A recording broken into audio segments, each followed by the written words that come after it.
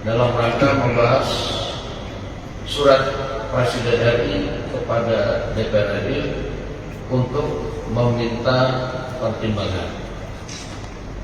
Dan tadi kami telah mengadakan rapat konsultasi, dan hasil rapat konsultasi tersebut DPR RI telah memberikan pertimbangan dan persetujuan terhadap surat Presiden nomor R43/07/2025 tanggal 30 Juli 2025 tentang permintaan pertimbangan DPR RI atas pemberian gerasi atas nama saudara Komemo, abolisi terhadap Komemo, nomor Pres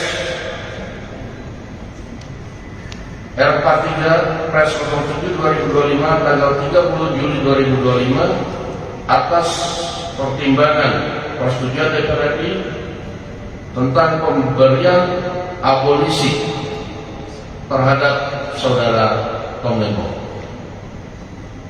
Yang kedua adalah pemberian persetujuan atas dan pertimbangan atas surat Presiden nomor 42/07/2025 tanggal 30 Juli 2025 tentang amnesti terhadap 1.116 orang yang telah terpidana diberikan amnesti, termasuk saudara Hasto Kristianto. Demikian hasil rapat konsultasi antara pemerintah dan DPR RI pada malam hari ini atas permintaan pertimbangan dan persetujuan surat dari Presiden Republik Indonesia. Terima kasih.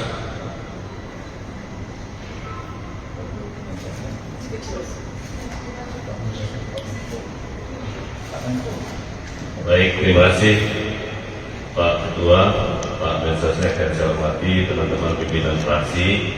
Saya ingin menjelaskan proses tindak lanjut dari apa yang dulu pernah saya sampaikan, bahwa Kementerian Hukum memang dalam proses untuk menyiapkan beberapa kasus untuk diberi amnesti.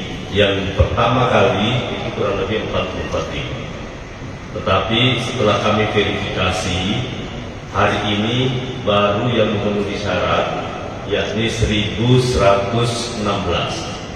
Nanti ada tahap kedua, tahap kedua yang jumlahnya sebenarnya totalnya kurang lebih sekitar 1.668. Ini sudah kita lakukan verifikasi, sudah lakukan uji publik juga, dan khusus kepada yang disebut tadi kepada Bapak Hasto, juga Kementerian Hukum yang mengusulkan kepada Bapak Presiden bersama-sama dengan 1.116 dengan berbagai macam pertimbangan yang kami sampaikan kepada Bapak Presiden. Demikian pula halnya pengusulan ke Presiden juga dilakukan oleh Menteri Hukum atas pemberian abolisi kepada saudara Komemo. Saya rasa demikian, terima kasih.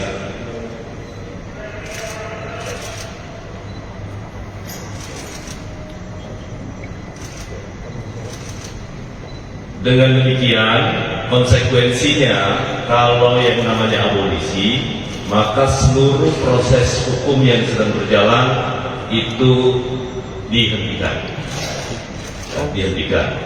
Kalau kemudian nanti Presiden dengan atas dasar pertimbangan dari DPR itu kemudian menerbitkan keputusan Presiden. Dan kita bersama malam ini karena pertimbangan DPR-nya sudah disepakati oleh fraksi-fraksi, kita tunggu selanjutnya nanti keputusan Presiden yang akan terbit. Saya rasa itu. Baik, terima kasih. Cukup ya? Apakah ini membuat kaitannya dengan ada lapas di Agustus kan 1 Juni tadi? Ada kita mengatur 12 Agustus ya. salah satu hal, kan amnesti ada 1116.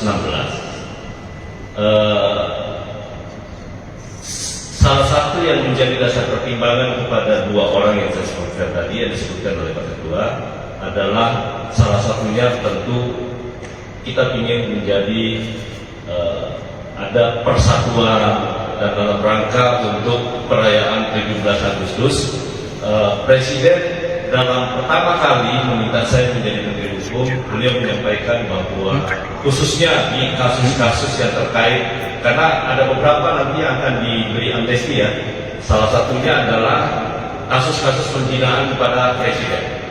Itu. Yang kedua, ada juga 6 orang yang diberikan kasus makar tanpa senjata, 6 orang di Papua. Itu yang sudah disetujui tadi oleh. Kemudian yang kasus-kasus politik yang lain pun juga sama. Termasuk di dalamnya itu yang 1116. Jadi langkah itu juga tentu berkaitan dengan dalam rangka peringatan 80 tahun. Dan juga usia yang lanjut dan ada orang dalam gangguan kejiwaan. Jadi memang sudah harus memerlukan perawatan juga. Dan ada yang sakit paliatif ya. Kalau paliatif itu perawatannya harus dibuat, sudah nggak mampu yang lain-lainnya. Ini koordinasi khusus untuk yang 4 saya sebutkan tadi, itu sudah kami komunikasikan dengan stakeholder. Terima kasih. Oke, cukup.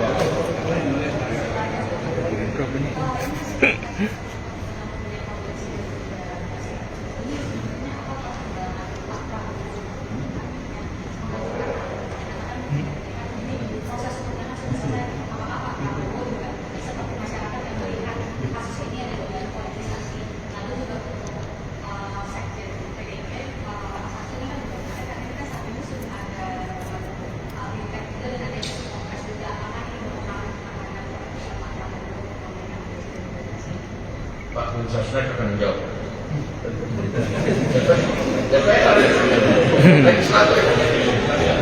Saya jawab ya, karena semuanya yang mengusulkan kepada Bapak Presiden adalah Menteri Hukum. Jadi surat permohonan Menteri Hukum kepada Bapak Presiden untuk pemberian amnesti dan abolisi saya katakan. Nah karena itu saya ingin sampaikan pertimbangannya sekali lagi dalam pemberian abolisi ataupun amnesti itu pasti pertimbangannya demi kepentingan bangsa dan negara, berpikirnya tentang NKRI. Jadi itu yang paling utama. Yang kedua adalah kondusivitas dan merajut rasa persaudaraan di antara semua anak bangsa, dan sekaligus mempertimbangkan untuk membangun bangsa ini secara bersama-sama dengan seluruh elemen politik, kekuatan politik yang ada di Indonesia. Jadi itu yang kami ajukan kepada Bapak, tentu dengan pertimbangan-pertimbangan subjektif yang saya sampaikan, bahwa yang bersangkutan juga punya punya prestasi ataupun punya kontribusi kepada Republik. Saya rasa itu. Cukup. Dengan adanya dinamika seperti ini, maka yang bertanya Pak Presiden resah dengan adanya Ini dari media mana? Kompas lagi resah. Oh, yang tulisan. dan tulisan. ini murni kajian hukum yang kami sampaikan ya. Oke, terima kasih.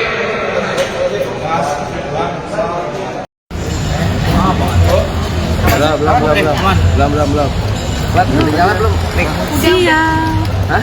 Oke. Baik, terkait dengan pembebasan saudara HK ya, tindak lanjut dari amnesti yang diberikan oleh Presiden, kami masih menunggu surat tersebut untuk tindak lanjutnya. Kita tentu masih sangat ingat begitu ya, awal muasal dari perkara ini yang berangkat dari kegiatan tangkap tangan tahun 2020, di mana dalam proses penyidikan, penuntutan, semuanya sudah dilakukan dengan sangat baik, dengan sangat proper. KPK telah melakukan proses hukum dengan sebaik-baiknya, dengan sehormat-hormatnya, bahwa tidak hanya dilakukan sesuai dengan mekanisme dan kaidah-kaidah hukum, tapi juga KPK melakukan proses-proses penyelidikan, penyidikan, penuntutan dengan standar etik KPK. Karena kita paham bersama dalam proses penegakan hukum perkara ini, selain dilakukan uji di pra-peradilan, juga sudah diuji oleh Dewan Pengawas, sehingga seluruh proses yang dilakukan teman-teman penyelidik, penyidik, penuntut sudah dilakukan dengan sebaik-baiknya, sudah dilakukan dengan sehormat-hormatnya. Bahwa kemudian dari alat bukti yang dikumpulkan, kemudian kita susun dakwaan, kita susun tuntutan, dan sampai dengan persidangan, hakim juga sudah memutuskan bahwa dugaan tindak pidana korupsi yang dilakukan oleh yang bersangkutan dinyatakan terbukti dan memutus atau memberikan vonis 3,5 tahun. Artinya alat bukti yang dikumpulkan oleh teman-teman di KPK dinyatakan terbukti oleh majelis hakim. Dalam perjalanannya, KPK juga kemudian sudah menyiapkan dan menyampaikan untuk banding. Namun demikian, dalam proses akhirnya, tadi malam kita sama-sama mendengar kabar bahwa adanya amnesti untuk saudara HK dalam perkara ini. Nanti mekanismenya kami di KPK akan menunggu surat tersebut. Namun teman-teman, tentu hal ini tidak menjadi hiatus pemberantasan korupsi. KPK masih terus berkomitmen, masih terus semangat, dan hari ini KPK juga masih terus melakukan tugas-tugas pemberantasan korupsi. Tidak hanya di penindakan, pencegahan, pendidikan, dan juga kegiatan koordinasi dan supervisi. Ada beberapa perkara besar yang sekarang sedang berjalan di KPK, dan tentu berkat dukungan publik juga proses-proses di KPK dapat berjalan dengan baik dan efektif, termasuk terkait dengan proses hukum saudara HK yang mendapatkan amnesti. Tentu ini juga bisa menjadi ruang diskursus bagi publik untuk memberikan pandangan-pandangannya, sehingga kita bisa sama-sama memberikan sumbangsi bagi perbaikan hukum, perbaikan pemberantasan korupsi di Indonesia. Mas, kami masih menunggu surat dari Presiden ya, karena kami kemarin masih mendengar informasi terkait amnesti dari ruang-ruang publik ya, dari pemberitaan di media. Mas, tapi itu artinya banding itu tetap diproses atau bagaimana? Jika itu sudah keluar, tentu proses hukumnya kemudian dihentikan. Meski menghormati, KPK agak kecewa nggak Mas dengan amnesti ini? Ibaratnya udah proses panjang sampai tuntutan. Ya, dalam perkara ini KPK juga masih ada beberapa tersangka yang sudah ditetapkan dan satu juga masih menjadi DPO. KPK berkomitmen untuk terus melakukan pencarian dan tentu juga menggandeng berbagai aparat penegak hukum lain, berbagai institusi dan juga masyarakat bagi yang mengetahui keberadaan yang bersangkutan untuk bisa menyampaikan kepada KPK sehingga bisa kita segera tindak lanjuti. Mas Bodi, untuk tanggapannya dari kubu Pak sendiri kan mengatakan bahwa ini menunjukkan dengan pemberian amnesti ini menunjukkan bahwa kasus Hasto ini merupakan kasus kriminalisasi politik dan hukum. Setiap penanganan perkara yang KPK lakukan, termasuk dalam perkara ini, semuanya berangkat dari alat bukti, di mana alat bukti yang sudah dikumpulkan oleh teman-teman penyidik juga kemudian sudah disampaikan dalam berkas dakwaan, berkas tuntutan, dan semuanya sudah diuji tidak hanya di pra-peradilan, tapi juga diuji oleh Dewan Pengawas yang kemudian masuk ke dalam proses peradilan di perkara pokoknya. Dan kemudian majelis hakim juga sudah memutus bahwa dugaan tindak pidana korupsi yang dilakukan oleh yang bersangkutan dinyatakan terbukti, di mana kita ketahui bersama majelis hakim juga sudah memberikan vonis dalam perkara tersebut. Meskipun titiknya yang sama-sama kita ketahui bahwa Presiden memberikan amnesti dalam perkara ini, dan tentu itu menjadi hak prerogatif Presiden yang nanti tentu akan kami tidak lanjuti. Pemberian amnesti kepada koruptor ini apakah menjadi masa depan yang suram bagi Indonesia? Peristiwa ini tentu bisa menjadi ruang diskusi bagi teman-teman baik di kampus, teman-teman pemerhati isu anti korupsi, untuk menjadi diskursus sehingga nanti bisa memberikan masukan-masukan yang konstruktif terhadap perbaikan upaya pemberantasan korupsi di Indonesia, perbaikan proses-proses penegakan hukum di Indonesia. Mas, untuk yang Doni Celestri Roma kan perkaranya masih lanjut apa enggak terkait dengan abolisi? Saat ini masih berlanjut. Artinya perkaranya sama tapi belum Masih berlanjut. Disparitas penegakan hukum atau belum? Yang pasti KPK masih akan melanjutkan proses penyidikannya, termasuk terkait dengan DPO HM juga masih terus dilakukan pencarian, sehingga perkara ini bisa betul-betul tuntas diselesaikan oleh KPK. Oke.